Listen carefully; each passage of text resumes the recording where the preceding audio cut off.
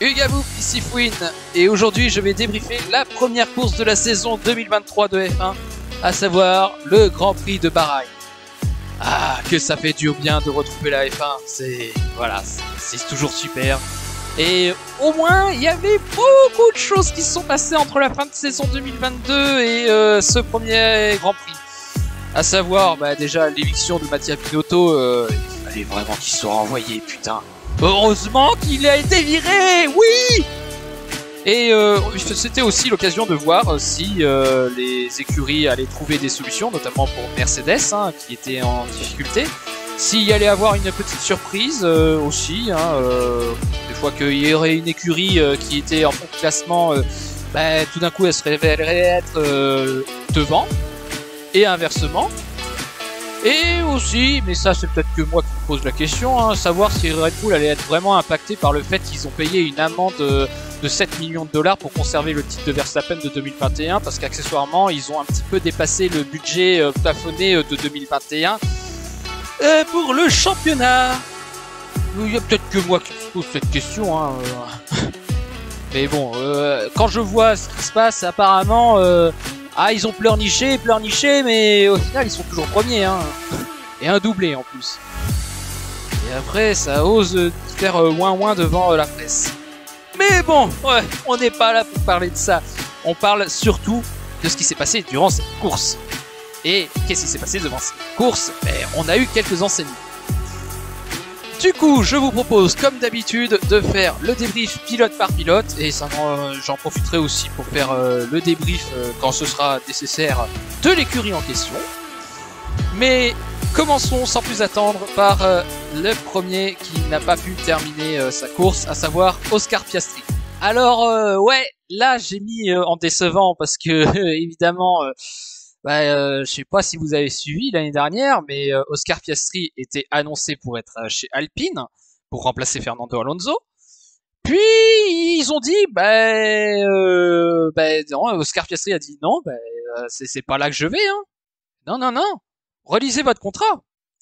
Ils ont relu leur contrat et ils ont déchanté parce que ce qu'a fait Oscar Piastri, il avait totalement le droit. Voilà. Bon, c'est sûr que démarrer sa saison de F1 comme ça avant même d'avoir fait sa première course, c'est vrai que c'est pas des plus optimales. Et du coup, il était ultra attendu. Et le problème, c'est qu'on peut pas vraiment dire si c'est une bonne course ou pas, parce que il a fait que 13 tours. Il a eu un problème avec son volant et ils ont essayé de redémarrer la voiture, ça n'a pas fait. Bon, abandon. Après, le seul point de comparaison que je peux avoir, c'est par rapport aux qualifications. Et là, c'est effectivement décevant. Là où son coéquipier a réussi à être 11e, lui n'a même pas réussi à passer les Q2. Et a pas réussi à passer les Q1, pardon. Oui, bon, c'est un début plutôt raté, on va pas se le cacher, mais bon. Je me dis, c'est la première course, il y a encore moyen qu'il s'améliore. Voilà, on va pas s'alarmer, mais je préférerais m'alarmer sur autre chose, Et ça, on en parlera tout à l'heure quand on sera avec Lando Norris. D'abord, parlons de Charles Leclerc. Charles Leclerc qui fait vraiment la meilleure course qu'il peut. Voilà, il était très clairement troisième. Il aurait dû rester troisième. Il a bien lutté, n'empêche, pour être deuxième, notamment en profitant d'un mauvais départ de Sergio Pérez. Et malheureusement, il y a eu déjà une tentative de stratégie qui était totalement louable. Très franchement, je vais pas reprocher à Ferrari d'avoir fait une stratégie comme ça, c'est-à-dire de mettre d'abord les softs puis faire 2 trains de pneus blancs, les plus durs. Parce que moi je pensais franchement que les pneus blancs allaient tenir beaucoup plus longtemps et que les pneus rouges s'effondreraient plus rapidement. Ce qui n'a pas été le cas malheureusement. Bon c'est pas de bol, Bon après soyons clairs, au vu de comment ça s'était passé, c'était la 3e position quoi qu'il arrive, à moins qu'il y ait un pépin au moteur. Ouais. J'espère très franchement que ça va pas trop le pénaliser parce que j'ai compris aussi que Ferrari avait changé la batterie. Ils avaient utilisé leur deuxième batterie pour Charles Leclerc. Alors, est-ce que c'est un changement parce qu'il y avait un gros problème avec la première batterie et dans ce cas-là, franchement, c'est vraiment un début de saison qu'on peut dire, qu'on peut le qualifier de vraiment pourrave. Soit c'est juste un changement stratégique pour avoir une batterie neuve et espérer avoir un bon départ. Je vais espérer que c'est la deuxième option parce que si c'est parce que la première était en panne, ça craint. Ça craint du boudin. Et ça veut dire que Charles Leclerc va se prendre des pénalités beaucoup plus rapidement que prévu. Et ça, c'est la loose. Ensuite, 18e position, Esteban Ocon. Alors, autant la qualification, elle est bien, bon, voilà, c'est correct, il fait ce qu'il peut. Autant la course, oh, oh, oh, oh, oh que ça a oublié. Très franchement, je me serais laissé écouter, j'aurais même pas mis, voilà, j'aurais même pas mis un truc vert là, j'aurais mis à 0, tu vois. Mais bon, je me dis, il y a quelque chose avec l'éducation, mais oh là là. La course, oh là là, quel sketch. Bon, ça commence par un mauvais positionnement à la grille de départ. Bon, voilà, ça arrive, mais c'est idiot, c'est une faute totalement idiote. Mais bon, ça arrive. Il se prend 5 secondes de pénalité. Ok. Ensuite, il s'arrête au stand pour effectuer cette pénalité. Et aussi, accessoirement, changer de pneu. C'est ce qu'il fait. Sauf que les mécaniciens sont allés beaucoup trop vite. Et à un moment donné, Esteban Ocon s'est de nouveau arrêté au stand et il a fait un excès de vitesse. Donc du coup, le prochain arrêt, il allait se taper 15 secondes de pénalité. 20 secondes de pénalité au total, c'est beaucoup trop. C'est beaucoup trop. Hein. Là, j'en suis à un stade, on en était à un stade où je me disais, s'il prend une autre pénalité, c'est quand qu'il risque le drapeau noir, parce que à un moment donné, pour avoir testé les jeux de F1, quand je fais trop de pénalités, c'est le drapeau noir. Hein. Et quand bien même que je prenne 5 secondes par-ci, 5 secondes par-là, et toujours 5 secondes, 5 secondes, 5 secondes, ben, à un moment donné, il me disqualifie. Hein. Là, à ce stade, je pense que on n'était pas loin. Hein. Toujours est-il que c'est une course à oublier pour Esteban Ocon. C'est vraiment une course pourrave qu'il a fait. Il s'est sabordé. Et il s'est sabordé tout seul. Voilà, il y a 10 secondes qui lui reviennent. Et 10 secondes, il faut le dire hein, quand même, qui reviennent à Alpine et aux mécaniciens. Bon, voilà. Au moins, vaut mieux qu'il fasse ses erreurs tout de suite, hein, parce que si c'est en fin de saison à un moment crucial, ce serait pas vraiment optimal. Après, vous me direz, c'est pas non plus bien de le faire ici. Ce à quoi je suis entièrement d'accord. Mais bon, faut mieux le faire maintenant pour ensuite ne plus le faire, ce genre d'erreur, parce que c'est pas tolérable, hein, tout simplement. C'est inadmissible. Ensuite, le premier classé, à savoir Lando Norris, et aïe aïe aïe aïe aïe aïe aïe aïe aïe aïe aïe aïe. Oh que ça va être compliqué. Parce que je pense très franchement que de toute façon un pilote ne peut pas devenir mauvais du jour au lendemain. Après on pourra peut-être me citer Vettel, mais bon. Allez, une petite balle perdue comme ça fait pas de mal. Mais bon, en plus, ce qui est con, parce que j'aime bien Vettel. Mais ouais, Lando Norris, ouais, là il a pas d'arme de toute façon. Enfin, si il a une arme, mais il a pas de munitions.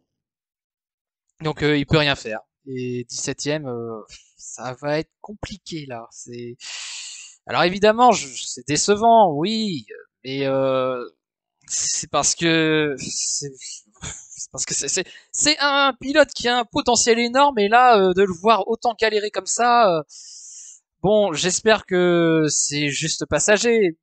Après, bon après je vais quelque part je me dis je vais pas trop me faire d'illusions parce que il est arrivé seulement 11e lors des qualifications et encore ce que j'ai pas précisé c'est que il a eu du bol aux qualifications parce que en Q1 il fait exactement le même temps que Logan Sargent. Et qu'est-ce qui différencie les deux bah, c'est le fait que Lando Norris a fait ce temps en premier. Et pourquoi je parle de ça en particulier? Bah, tout simplement parce que c'est sur ça que ça s'est joué, la 15e position pour la Q2. Et oui.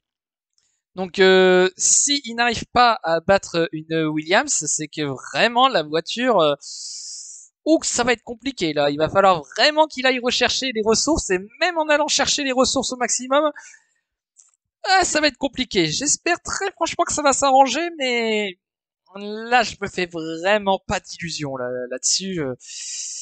Ouh, ça va être dur, ça va être long. Ensuite, 16e position, Zhu Guanyu. Bon, bah et il a fait une course, hein, c'était pas exceptionnel. Hein. Là, il subit clairement la comparaison avec Valtteri Bottas qui s'en est quand même bien sorti, mais bon, le seul truc qu'il a réussi à faire, mais bon, on était en fin de course et il pouvait se le permettre, et accessoirement, bah, quand tu regardes le classement, Valtteri Bottas 8 et Pierre Gasly 9, ben il fallait utiliser Zhou Guanyu pour ça, à savoir prendre le meilleur tour, parce que Pierre Gasly l'avait. Et si Pierre Gasly avait le meilleur tour, ben au classement, il y aurait eu 3 points pour Alpine. Et Alfa Romeo, ben, ils auraient qu'un point d'écart. Alors, en avoir deux, c'est toujours mieux. Voilà. Après, on verra bien pour Zhou Guanyu. C'est sûr que, ouais, je m'attendais à mieux, mais bon, je suis pas spécialement inquiet pour le moment. Sachant que l'année dernière, il avait vraiment pas de bol.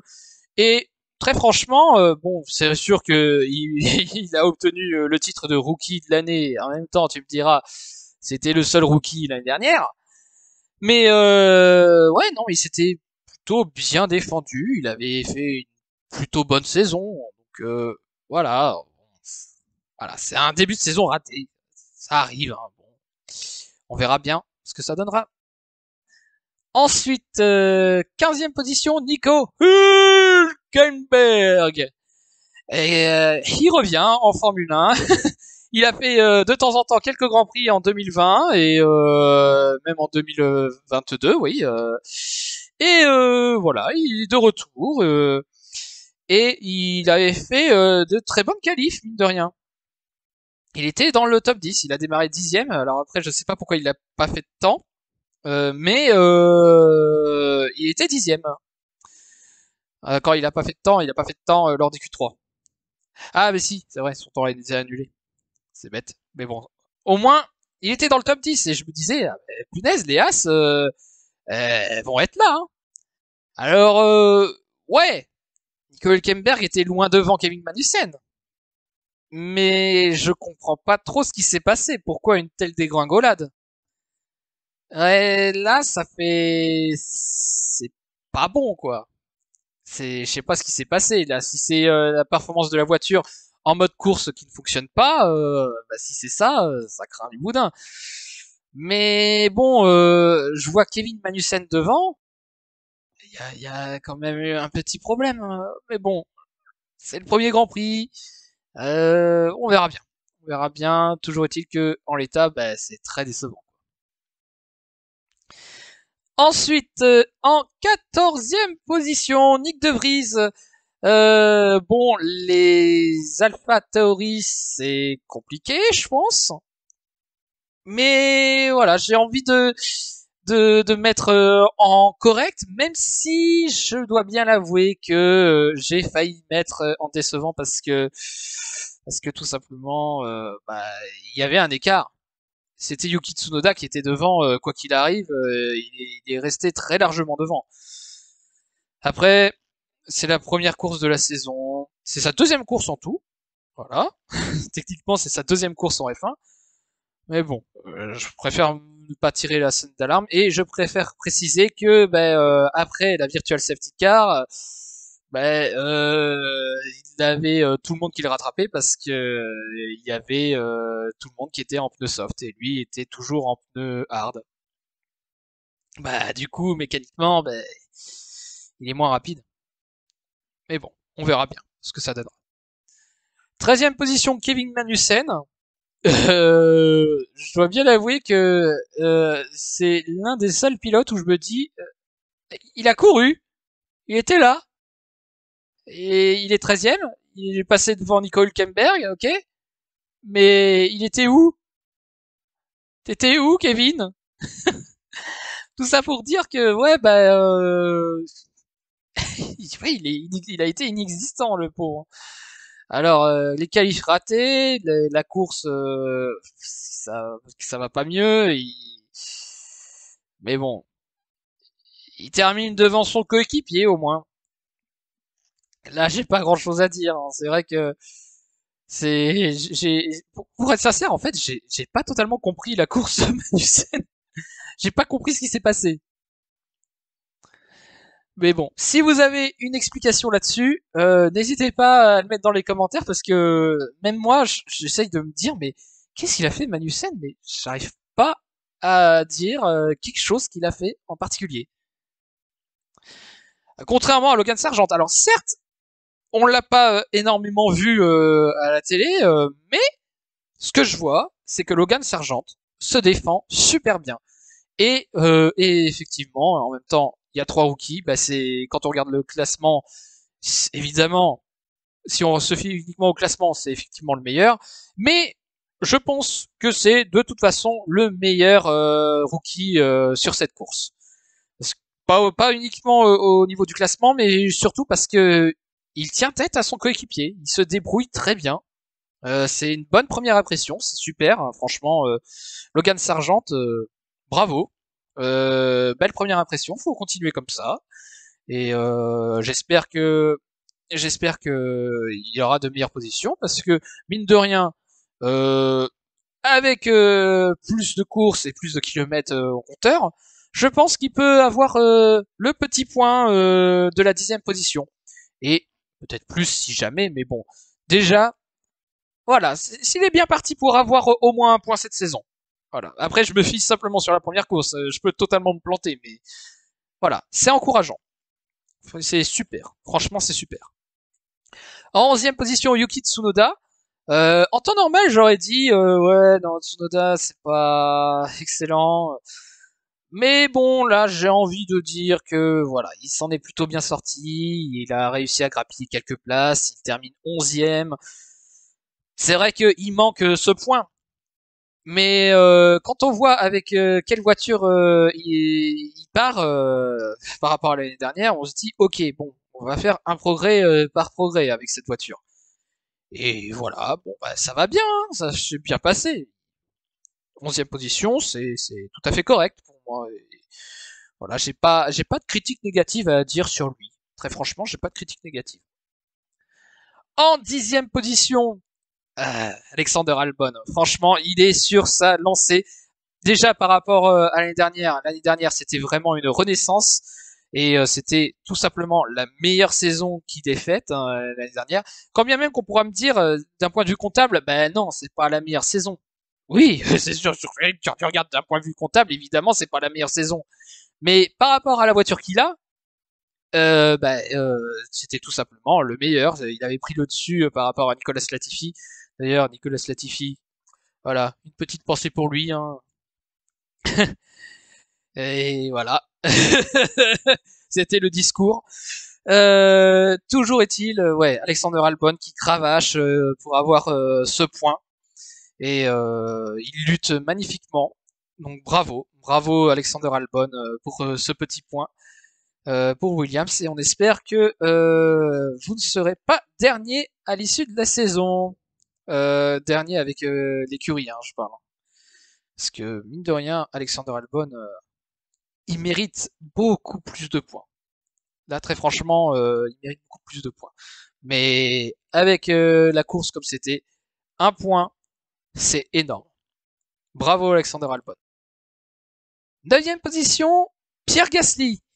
Alors, j'aurais mis en très bon s'il n'avait pas complètement foiré ses qualifications. Après, vous me direz, remonter de 11 places durant la course, c'est-à-dire partir dernier et arriver 9e, c'est un exploit. Et je suis totalement d'accord.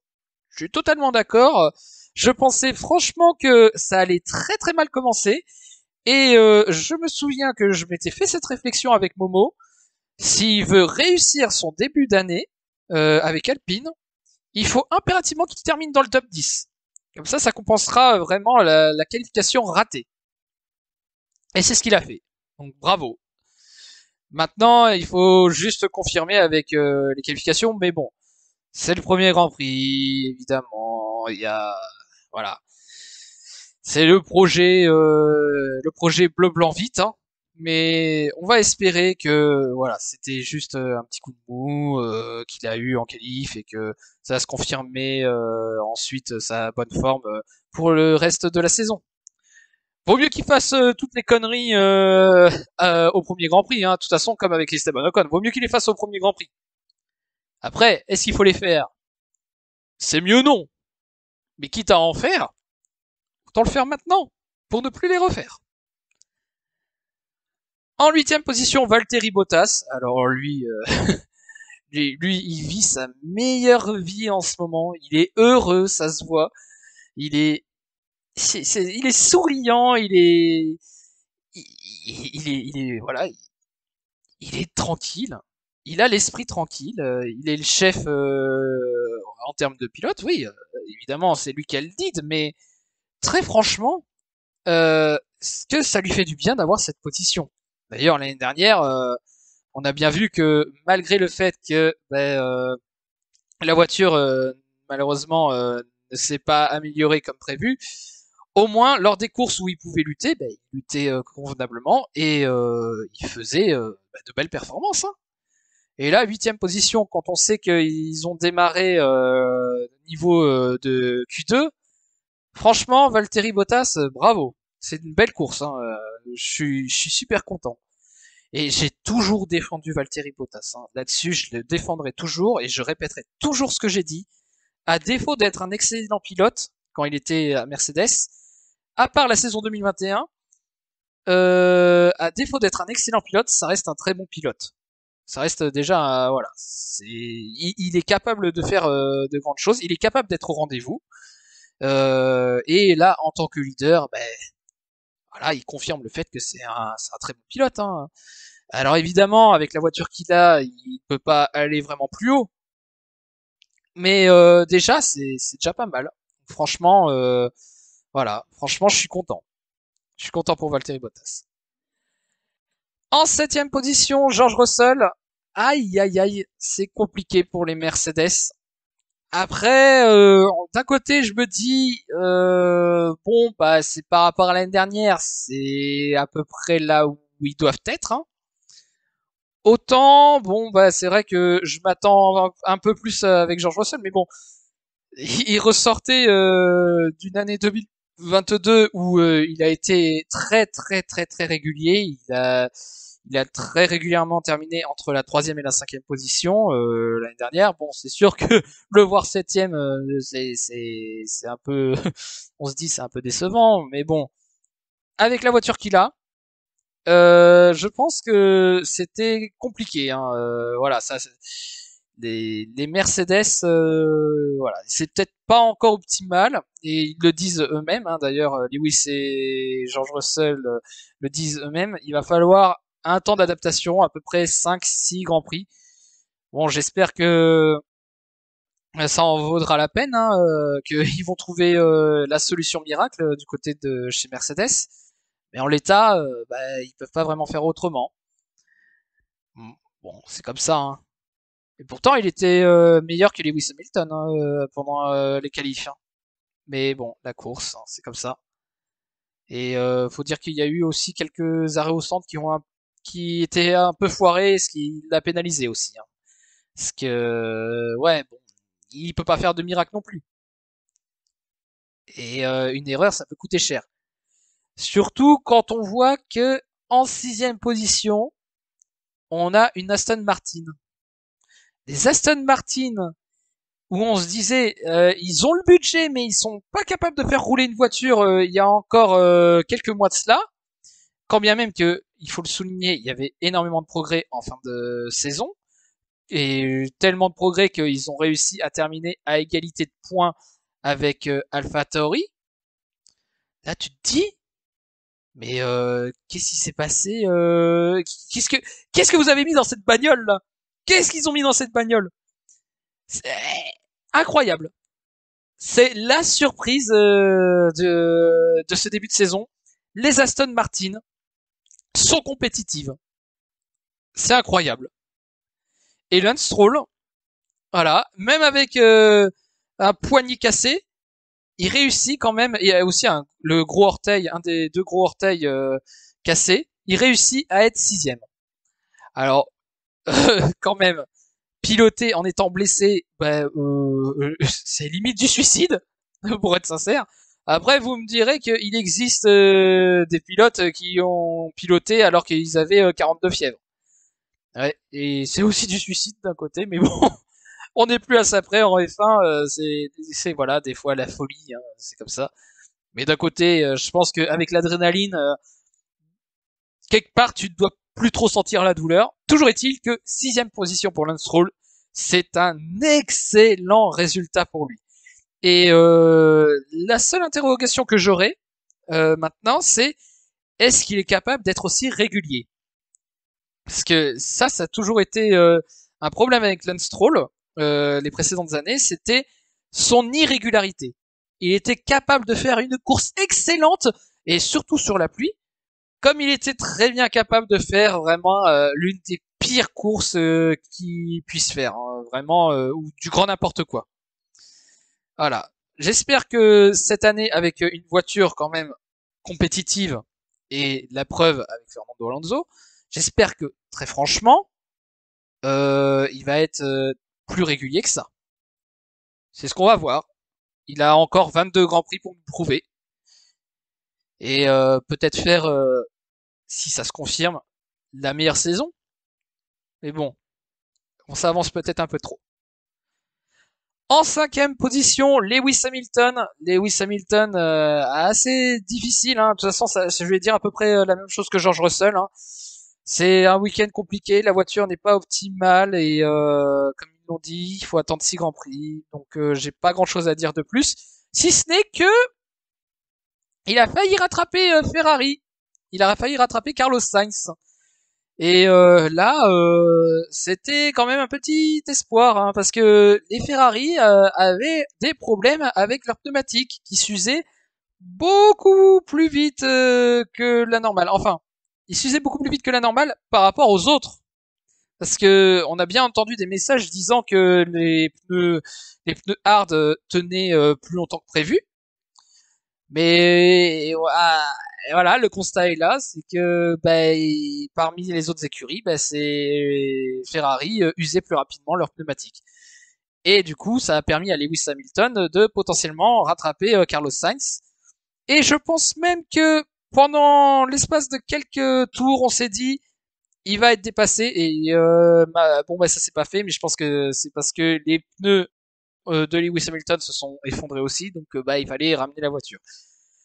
Toujours est-il que quatrième, Carlos Sainz. Je le mets vraiment en décevant parce que je sais. Alors après, on va me dire mais quoi? Mais pourquoi tu mets décevant? Mais il est quatrième. Et attends, quatrième, il pouvait difficilement faire mieux. Oui, on peut dire ça, mais bon, je regarde par rapport à la course de Charles Leclerc, il y a un écart important. Voilà, Charles Leclerc, il y a un écart très important.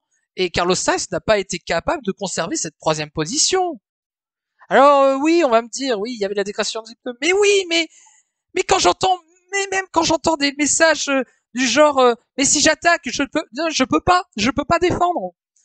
Oui, non, mais je veux bien le comprendre. Mais il y a peut-être de l'énervement, mais quand t'es troisième, quand t'es troisième, t'essayes, t'essayes de garder cette position. Je veux bien admettre que c'était compliqué. Je veux bien admettre que avoir des pneus où tu sens que ça va péter à n'importe quel instant, c'est pas facile, mais essaie, essaie au moins, essaie. Et voilà, mais bon, c'est comme ça. Mais vraiment, je suis très déçu hein, de Carlos Sainz. Hein. D'ailleurs, pour faire un rapide débrief sur l'année passée, je penserais franchement que Carlos Sainz, bah, il n'a pas été bon. Alors on pourra me dire, oui, bah, il est dans le top 4. Oui, je suis d'accord qu'il est dans le top 4. Mais officiellement, chez Ferrari, pour le moment, il n'y a pas de pilote 1 et il n'y a pas de pilote 2. D'ailleurs, l'année dernière, ils ont très longtemps gardé la politique de pas de pilote 1, pas de pilote 2. Alors, ok, c'était un choix de Ferrari. Bon, c'était peut-être un mauvais choix, surtout à l'époque de Binotto, mais admettons, admettons. Mais voilà, pour moi, il a été très décevant là-dessus, sur cette course, hein. Leclerc était largement meilleur. Et il devait avoir la troisième position. Et c'est à peu près là où je ferais la différence avec Valtteri Bottas. Là où Valtteri Bottas était présent, excepté 2021 bien évidemment, mais là où Valtteri Bottas était présent pour assurer quelque chose à Mercedes, ben Carlos Sainz, c'est non. Après on pourra me dire il a eu une victoire l'année dernière. Ouais, mais je vous invite à revoir le débrief que j'avais fait. Carlos Sainz, s'il l'a eu, c'était uniquement parce que Ferrari avait fait une connerie. Donc le goût de cette première victoire, excuse-moi, bon, c'est bien pour lui, mais bon, euh, voilà, c'est pas convaincant, quoi. Et là, plus je vois, plus ça avance, plus je me dis, il a été signé trop tôt, en fait. Il a été prolongé trop tôt. Parce que jusqu'en 2024, très sérieusement, là, si ça continue comme ça, pour moi, là, je suis pas convaincu, hein. Très franchement, je suis vraiment pas convaincu. J'espère qu'il va y avoir de meilleurs grands prix. Parce que la seule saison avec Ferrari que je veux bien accepter comme étant bonne avec Carlos Sainz, c'est 2021. Après 2021, c'est vraiment particulier parce que les Ferrari n'étaient pas compétitives. Alors certes, ouais, c'était pas compétitive, mais au moins t'avais des batailles.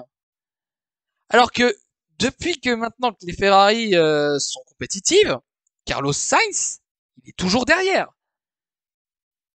Après, il a eu de la malchance aussi, mais il est toujours derrière. Et ça,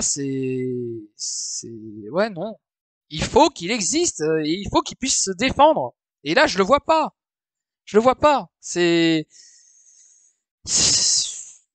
Voilà, je suis vraiment pas convaincu hein, là-dessus, hein. Carlos Sainz, vraiment, il va vraiment falloir qu'il me contredise un bon coup pour les prochains Grands Prix.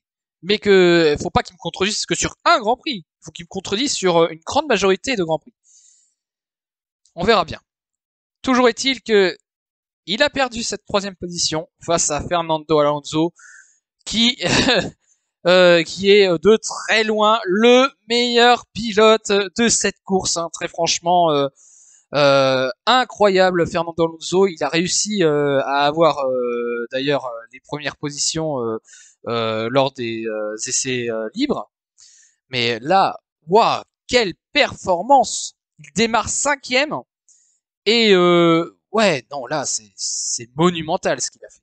C'est absolument monumental, incroyable. Et quelle bataille, notamment une avec Lewis Hamilton qui est magistrale. J'aurais pas pensé qu'il puisse faire ce dépassement à cet endroit. Vraiment incroyable. Franchement, une très belle bataille. Et il s'est battu, voilà, il s'est battu comme un lion. Hein. C'est la voiture, voilà. Je sais pas du tout ce qu'ils ont mis dans cette Aston Martin, mais en tout cas, c'est de la bonne. Hein. Et très franchement, au moins, il y a une chose sur laquelle voilà, il me cloue le bec, c'est le fait que c'était une mauvaise décision. Parce que très franchement, soyons francs entre nous, qui aurait imaginé que le projet Aston Martin aurait pu fonctionner à ce point? Qui aurait pu imaginer que aujourd'hui, là maintenant, on puisse dire que Aston Martin, malgré certes une course, soit deuxième du classement constructeur? Qui aurait imaginé qu'il y aurait eu un podium? Très franchement, pas moi. J'aurais pas parié un seul euro, même pas un seul centime. Rien. Et là, la voiture, qui est exceptionnelle. C'est ouais, incroyable. Et au moins, ceux qui disent que Fernando Alonso est rouillé, eh ben, hey, regarde le rouillé, troisième. Incroyable. Bravo Fernando Alonso. Et on va voir ce que ça va donner pour la suite de la saison, en espérant que ce ne soit pas un sursaut, voilà, que d'un seul Grand Prix, parce que voir des écuries qui gagnent entre guillemets, je dis bien entre guillemets par accident, un Grand Prix avec des concours de circonstances ou tout simplement parce que la voiture est optimisée pour un seul Grand Prix. Ben voilà, c'est espérons que ce soit pas ça, mais espérons que la voiture soit performante pour la saison et qu'ils réussissent à garder cette bonne dynamique. Espérons ça, franchement. Au moins ça rabattra un peu les cartes. Voilà. Du coup, deuxième position Sergio Perez et première position Max Verstappen. Je vais mettre les deux parce que très franchement, voilà, je vais faire les deux en même temps parce que bah, j'ai pas grand chose à dire. Hein. Sergio Perez, bon, il y a juste le départ raté qui l'empêche vraiment de titiller Max Verstappen. Après, on pourra me rétorquer le fait que bah, il y a 11 secondes d'écart, donc il a réussi à coller 11 secondes. C'est à quoi j'ai envie de dire oui. Mais d'un autre côté, les stratégies n'étaient pas les mêmes. C'était très loin d'être les mêmes. Mais ouais, le mauvais départ, quoi qu'il arrive, de Sergio Perez, bah, ça l'a empêché de lutter pour la première position. En supposant qu'il pouvait vraiment lutter et qu'il avait le droit de lutter contre Max Verstappen. Mais je pense qu'il avait le droit. Hein. Très franchement, en début de saison, on se pose pas la question. Et puis de toute façon, c'est un tout petit peu sous-entendu qu'il va essayer quelque chose. Hein. Quand il pourra faire quelque chose, il va l'essayer. Mais bon, on attendra les prochains Grands Prix. Et du coup, voilà, première position Max Verstappen. Bon bah, j'ai rien à dire. Hein. Il est sur sa lancée, il est sur la bonne dynamique de la saison passée. Pas grand chose à dire de plus, hein. Tout simplement, il a été le meilleur. Tout simplement. Après, c'est vrai que je le mets pas dans mon classement, dans ma tier list, comme ça, je le mets pas en meilleur, mais bon, très franchement, voilà, faut bien l'avouer que Fernando Alonso c'était beaucoup plus impressionnant. Parce que Max Verstappen, bon, c'est bien, il est premier, il a géré la course, mais bon, visuellement pour nous, on s'ennuie, on se fait un peu chier. S'il fait rien et qu'il a pas besoin de forcer, ben, voilà. Qu'est-ce que tu veux que je te dise? J'ai pas vu, voilà. Par rapport à Fernando Alonso, Max Verstappen à côté, il a quasiment rien fait entre guillemets. Il a juste géré, hein. Il a géré sa course. Et il a parfaitement raison. Voilà. Bon, ben niveau classement, ben, vous le voyez, hein, ben, c'est le classement de la course, hein, tout simplement. Et ouais, comme je l'ai dit, qui aurait imaginé qu'Aston Martin soit deuxième? Pas moi. Mais bon, c'est que la première course, et d'ailleurs, voilà, je tiens à rappeler et à insister sur le fait que Red Bull a fait un doublé, donc 43 points, 43 à 23, donc c'est une bonne entame de saison pour eux. Et vu comme ça, je regarde, ouais, je me dis que potentiellement il va y avoir une bataille à 4, vu comme c'est parti. C'est possible qu'on ait une bataille à 4, même si je pense que Ferrari est quand même largement au-dessus du lot par rapport à Aston Martin et Mercedes. Je pense que si on en reste là, par rapport à la course qu'on a vue, on aura plutôt une bataille Red Bull-Ferrari. Enfin, s'il y en a une. Parce que faut bien avouer que sur ce Grand Prix, ils étaient très largement au-dessus. Ils étaient tranquilles, hein. Il n'y a pas eu de menace, hein, Red Bull. Hein. Il y a juste eu au début, voilà, comme je l'ai dit. Mais grâce à leur stratégie, ils ont mené d'une main de maître la course. Et heureusement qu'il n'y a pas eu de safety car. Heureusement. Parce que il y aurait eu de quoi détruire les stratégies. Quoique, à un certain moment de la course, ça aurait pu potentiellement les avantager aussi. Hein. Mais bon, voilà. Red Bull commence très bien. Et on sent tellement qu'ils ont été impactés par cette pénalité qu'ils ont eue, cette amende. Oh là là.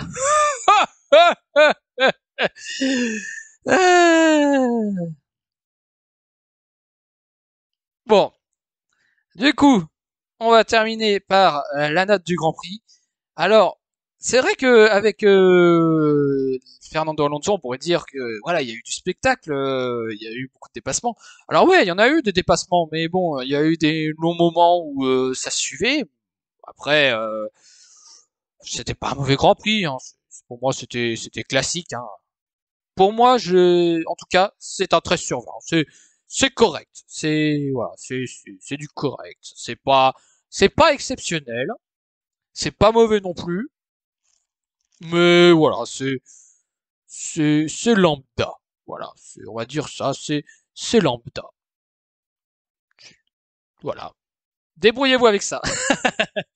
Et puis de toute façon, si vous voulez me contredire et si vous avez des arguments, il n'y a pas de souci. Les commentaires, c'est fait pour ça. Je les regarde, il n'y a pas de souci. Et que vous soyez d'accord ou pas, il n'y a pas de souci. Hein, voilà, on est là, voilà, je sais que mon avis. Et mon avis vaut autant que votre avis. Donc on est à égalité. Il n'y a pas de souci. Donc n'hésitez pas à dire ce que vous pensez de ça. Voilà.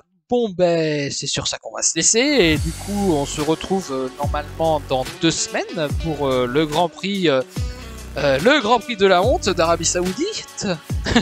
J'espère très franchement qu'il va se passer quelque chose pour que je mette un honte 3 parce que toute bonne saga de films c'est une trilogie, même si le 3e c'est pas forcément le meilleur.